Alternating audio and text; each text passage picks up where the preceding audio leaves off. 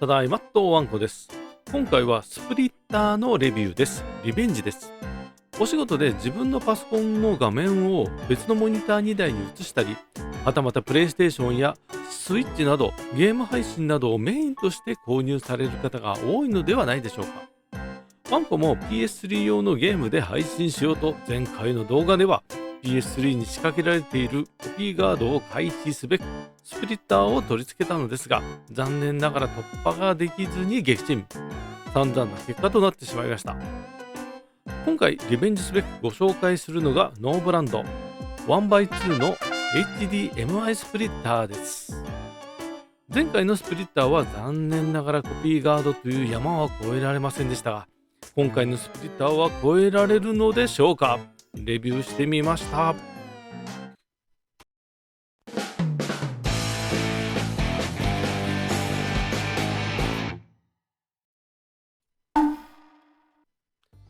レビュー前にこの HDMI スプリッターとは何ぞやって話ですが、このスプリッターは例えばゲーム機などの映像や音声を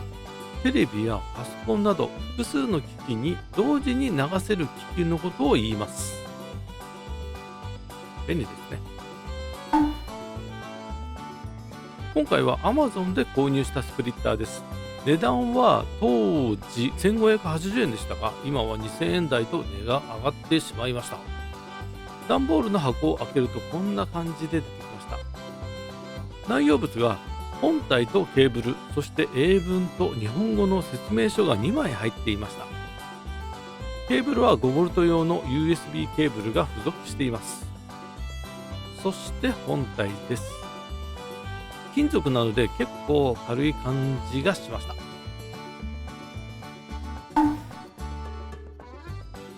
表面はデコボコ処理をしていてザラザラしています。金属なのですが結構軽い感じです。高級感はないのですがしっかりしていそうな雰囲気があります。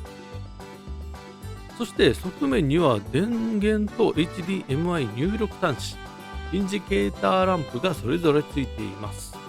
反対側には HDMI 出力端子が2ポートと同じくインジケーターランプがついています。では実際にケーブルを挿してみましょう。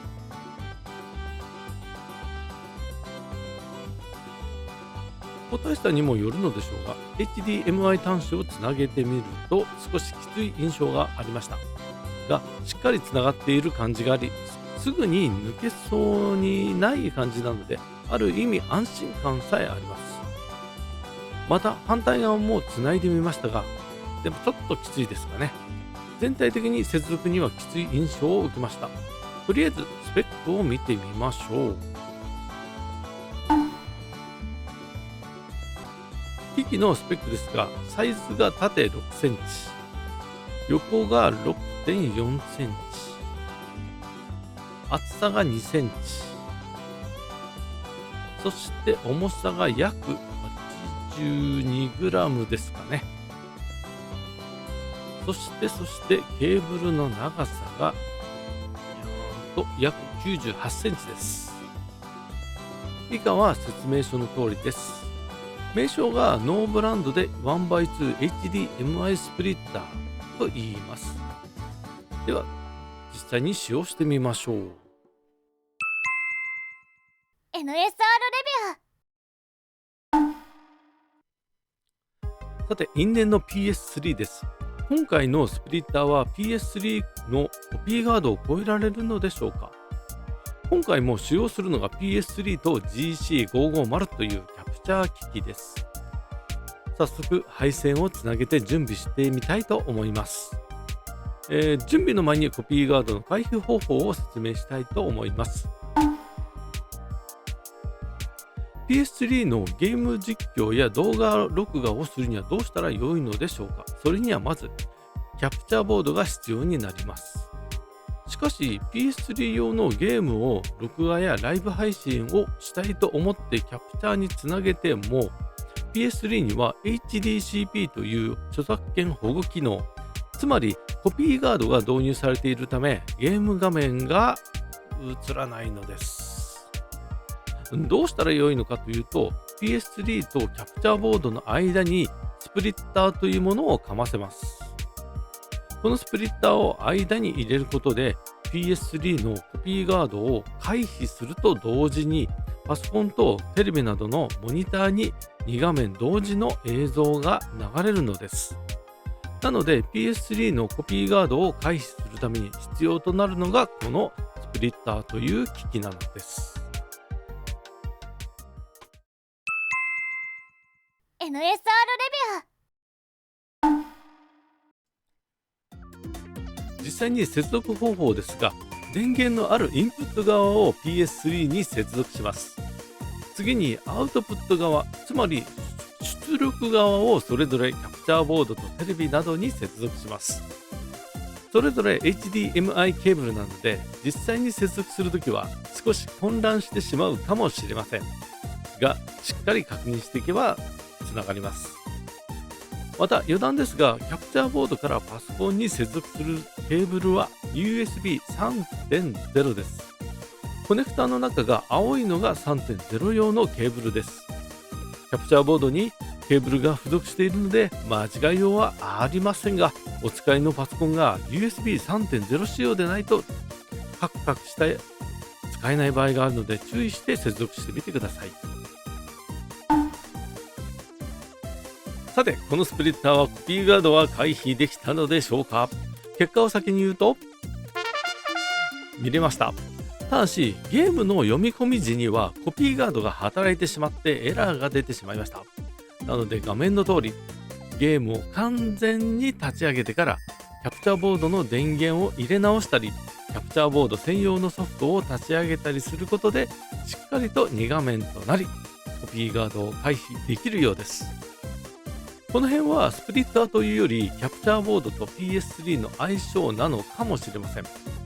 とはいえ、お使いのスプリッターやキャプチャーボードの性質があるようなので、もし映らない場合はケーブルを変えたり、電源を入れる順番を変えてみたりしてください。 PS3 の画面を映す容量を得るまでが大変なんですよね。これキャプチャーボード経由の遅延ですが、右画面はスプリッター経由のテレビモニター、左画面はスプリッターからキャプチャーボード経由のパソコンモニターになります。見比べるとやはりパソコンモニターの方がテレビモニターと比べるとほんの少しの遅れを感じます。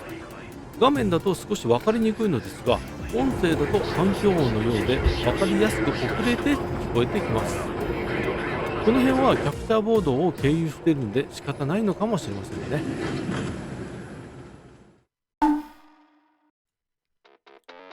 では今度はキャプチャーボードを間に入れずに単純にスプリッターからテレビモニターとパソコンのモニターで映してみました。キャプチャーボードを間に入れない分、音や絵も両方ほとんど遅れを感じませんでした。フレーム単位で勝敗が決まる格闘ゲームなどには厳しいかと思いますが、普通にビジネスや配信などで使用するなら全然問題ないかと思います。